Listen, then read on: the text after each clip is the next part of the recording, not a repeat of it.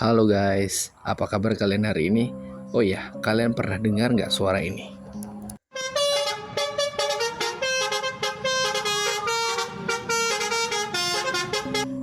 Ya, betul sekali. Suara ini adalah suara basuri atau telolet. Tapi tahukah kalian, pada tahun 1994, pendiri Basuri Otomotif mendapatkan ide saat berkendara menuju desanya. Dia ingin membuat klakson yang menarik perhatian orang-orang di sekitarnya, menghibur sekaligus mengajak mereka berpindah jalur.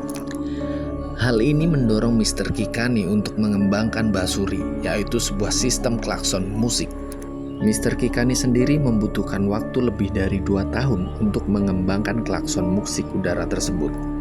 Sampai pada tahun 1997, klakson ini berhasil diluncurkan. Klakson Basuri dapat menghasilkan berbagai macam nada dan lagu yang dapat disetel dengan berbagai variasi. Wow, keren ya. Menurut kalian bagaimana?